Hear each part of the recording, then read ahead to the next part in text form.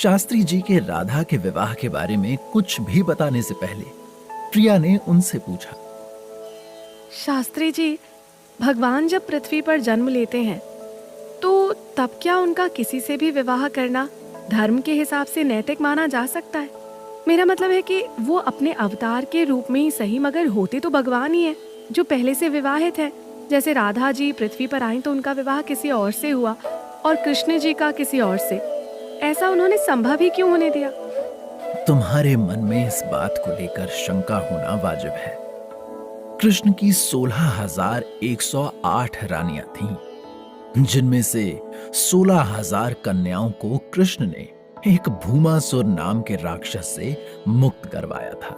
मगर जब समाज ने उन्हें स्वीकारा नहीं तो कृष्ण ने उन सबको सम्मान दिलवाने के उद्देश्य से उनसे विवाह कर लिया। बाकी की 8 रानियों में से रुक्मणी, सत्यभामा, जम्बावती उनकी मुख्य रानियां थीं। रुक्मणी माता लक्ष्मी का तो जम्बावती दुर्गा का अवतार थी। इसी तरह उनकी बाकी की रानियां भी उनसे किसी न किसी रूप में जुड़ी थीं। वे सब अपने किसी न किसी जन्म और अवतार में कृष्ण की शक्ति का ही अंश थीं। और कृष्ण की शक्ति का मूल स्रोत तो राधा है।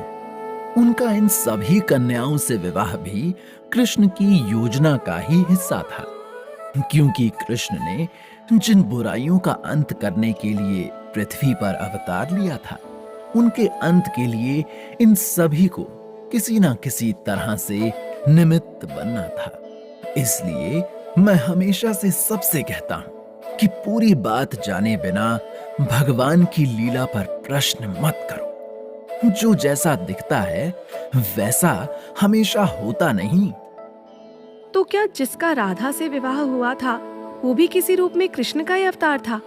नहीं, अब मैं आपको इसके पीछे का पूरा किस्सा ही सुनाने जा रहा हूं। राधा जी का विवाह अभिमन्यु नाम के ग्वाले से हुआ था, जिसे आयान नाम से भी जाना जाता था। वो माता यशोदा का चचेरा भाई था। उसके पिता का नाम गोला और माता का नाम जटिला था। उसकी कुटिला नाम की एक बहन भी थी। राधा से उसका विवाह नंदराज ने ही तय करवाया था। लेकिन क्यों? अगर राधा जी का विवाह कृष्ण से नहीं हो सकता था तो क्या उनका विवाह करना जरूरी था? आपने कहा जो भी होता है कृष्ण की लीला से होता है, तो क्या कृष्ण राधा के विवाह के संदर्भ में कुछ और तय नहीं कर सकते थे? कृष्ण ये भी कहते हैं कि जो भी होता है अकारण नहीं होता। अभिमन्यु ने अपने पिछले जन्म में विष्णु जी की कई वर्षों तक तपस्या की थी। एक दिन विष्णु जी उसकी तपस्या से प्रसन्न होकर उसके सामने प्रकट हुए। हम तुम्हारी तपस्या से प्रसन्न हुए। कहो, तुम्हें क्या वरदान चाहिए? प्रभु, मुझे देवी लक्ष्मी अपनी पत्नी के रूप में चाहिए। ये सुनकर विष्णु जी क्रोधित हो उठे। देवी लक्ष्मी को तुमने अपनी पत्नी के रूप में मांगने का साहस भी कैसे किया? क्या तुम जानते नहीं कि वो मेरी अर्धांगिनी है? तुमने जो मांगा वो मेरे लिए देना असंभव है। विष्णु जी के इनकार के बावजूद अभिमन्यु ने हार नहीं मानी।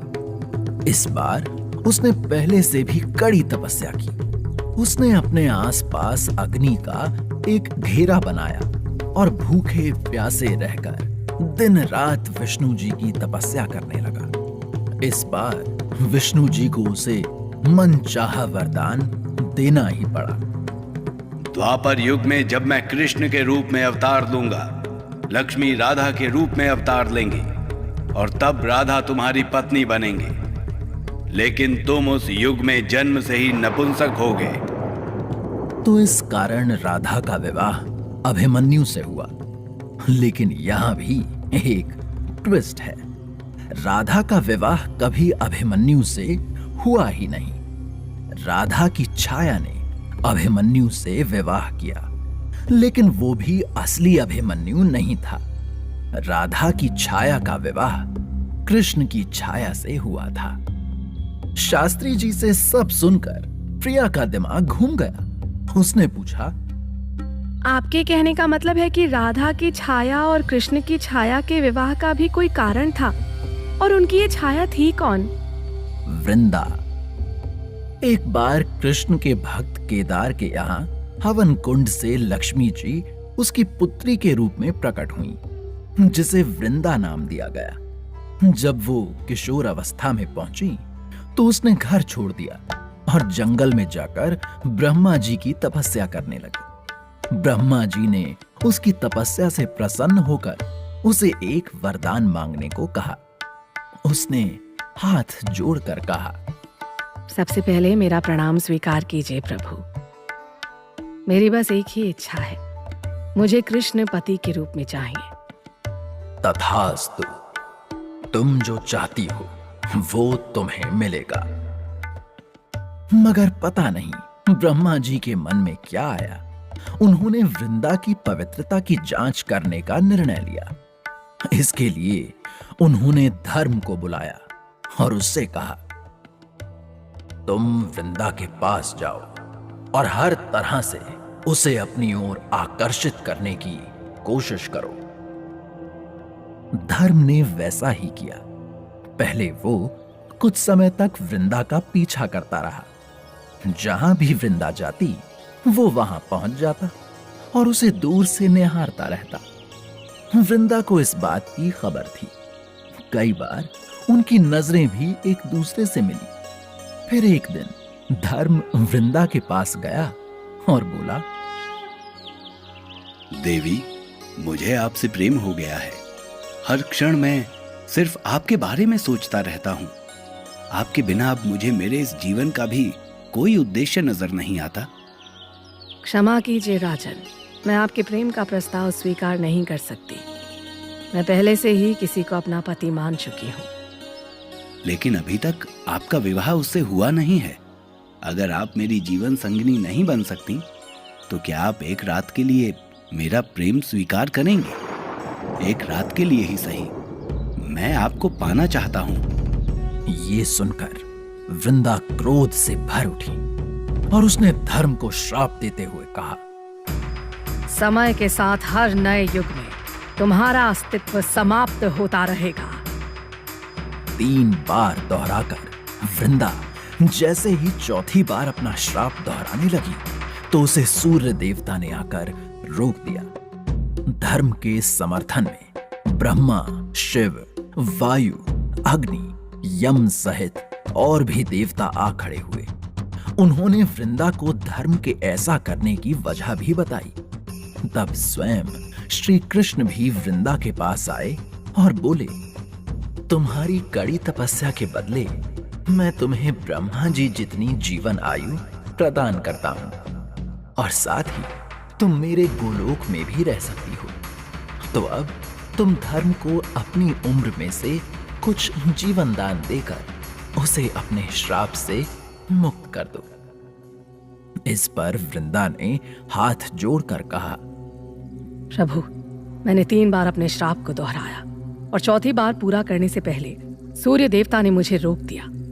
इसलिए 3 युग में 1/4 समय के लिए धर्म का अस्तित्व नहीं होगा और चौथे में धर्म रहेगा तो मगर नाम मात्र को। इस कथा को सही माना जाए तो वृंदा का श्राप आज भी कायम है। कलयुग में धर्म तो है मगर सिर्फ नाम का। ये सुनकर प्रिया ने पूछा, वृंदा ने तो कृष्ण को पति के रूप में मांगा था, मगर फिर उसका विवाह राधा की छाया के रूप में अभिमन्यु से क्यों हुआ? जिस समय राधा और अभिमन्यु का विवाह होना था उस दौरान ब्रह्मा जी ने कृष्ण के साथ परिहास करने के उद्देश्य से उनके सभी मित्रों को अगवा कर लिया, जिसमें से एक अभिमन्यु भी था। तब कृष्ण ने अपनी माया से अपने हर मित्र का रूप लेकर उनका स्थान ले लिया। इस तरह अभिमन्यु के रूप में कृष्ण की छाया का विवाह वृंदा से हुआ, जो कि राधा की छाया के रूप में राधा का स्थान लिए हुए थी, क्योंकि उसने कृष्ण को अपने पति के रूप में मांगा था।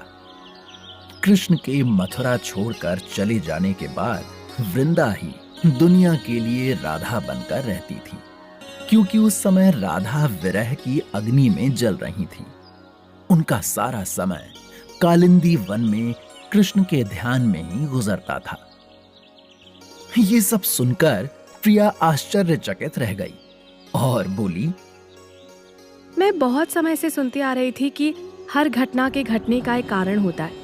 आज मुझे उसका अर्थ सही से समझ आया। कैसे हम बिना सोचे किसी को भी जज करने लगते हैं, मगर सच केवल वो नहीं होता जो हमें दिखाई देता है। जैसे किसी भी पेड़ की ऊंचाई सिर्फ उतनी नहीं होती जितनी हमें दिखाई देती है, उसकी गहराई भी उसकी ऊंचाई का ही हिस्सा है। बिल्कुल सही समझी आप। अब राधा और कृष्ण के विवाह का किस्सा सुनिए। वैसे तो राधा कृष्ण को विवाह के बंधन की आवश्यकता ही नहीं थी। वो तो अनंत काल से एक दूसरे के जीवन साथी थे, एक ही आत्मा के दो रूप। मगर पृथ्वी पर अपना जीवन शुरू करने से पहले उनका विवाह स्वयं ब्रह्मा जी ने करवाया था। याद है, शुरुआत में मैंने आपसे कहा था कि राधा ने स्वयं कृष्ण को नंदराज के हाथों से लेकर यशोदा तक पहुंचाया था। लेकिन नंदराज के घर तक पहुंचने के बीच सब कुछ समय के लिए स्थिर हो गया था। उसी समय राधा कृष्ण को लेकर भांडीर वन पहुंची। वहां कृष्ण भी शिशु रूप छोड़कर अपने असली रूप में प्रकट हो गए। उस वन में एक विवाह का मंडप सजा हुआ था। गोलोक के सभी गोपा और गोपियां भी वहां मौजूद थे। ब्रह्मा जी ने विवाह करवाने वाले पंडित का स्थान लिया हुआ था। ये सब देखकर राधा बहुत प्रसन्न हुई।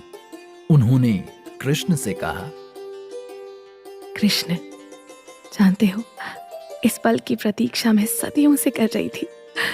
तुम्हारे साथ विवाह के सूत्र में बंधने का मेरा स्वप्न आज आखिर पूरा हो ही गया। कृष्ण राधा के भोलेपन पर मंद मंद मुस्कुराते हुए बोले, विवाह में अग्नि को साक्षी मानकर सभी देवी देवताओं का आह्वान करते हुए दो लोग एक दूसरे को जीवन भर साथ निभाने का वचन देते हैं। लेकिन राधा, ये सभी देवी देवता हमसे ही तो प्रकट हुए हैं, फिर हमें विवाह की औपचारिकता की क्या आवश्यकता?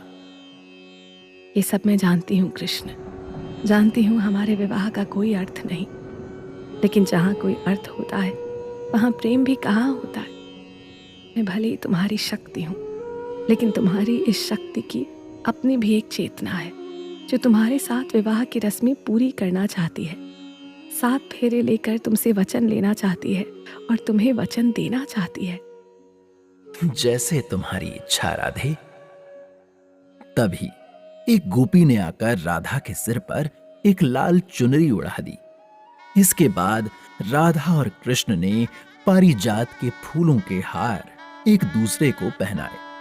फिर कृष्ण ने ब्रह्मा जी के इशारे पर अपना एक हाथ राधा के हृदय पर रखा और दूसरा उनकी कमर पर। उनके ऐसा करते ही ब्रह्मा जी ने अपने मंत्र पढ़ने शुरू कर दिए। कुछ क्षण बाद उन्होंने फेरों की विधि पूरी करने के लिए उन दोनों को मंडप में बैठने का इशारा किया।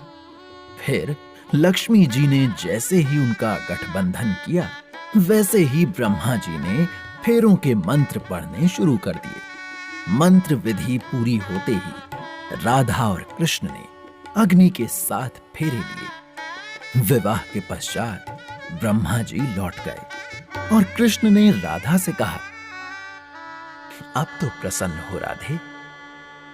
मैंने सोचा था कि तुमसे विवाह होने के पश्चात मेरी तुमसे अलग होने की पीड़ा थोड़ी कम हो जाएगी, लेकिन कृष्ण, हुआ उसके विपरीत है।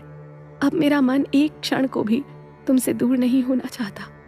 जो होने वाला है उसके बारे में सोचकर अपनी वर्तमान की खुशी को क्यों दुख में बदल रही हो राधे? जो है वो सिर्फ वर्तमान है।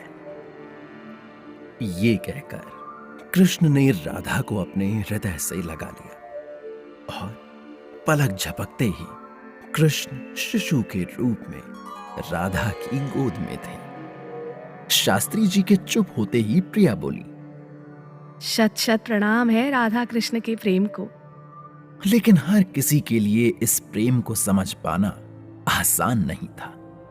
कुछ लोग ऐसे भी थे जिन्होंने राधा कृष्ण के संबंध पर प्रश्न उठाए, क्योंकि अभिमन्यु से विवाह तय हो जाने के बाद भी राधा ने कृष्ण से मिलना नहीं छोड़ा था। वो सब राधा कृष्ण का सच क्यों नहीं जानते थे शास्त्री जी? लेकिन स्त्री और पुरुष के बीच के प्रेम संबंधों को आज का समाज भी खुले मन से स्वीकृति नहीं देता। लेकिन ये मुद्दा हमारी चर्चा का विषय नहीं। अब मैं आपको राधा और कृष्ण के संबंधों पर उठे प्रश्नों के संदर्भ में बताता हूं।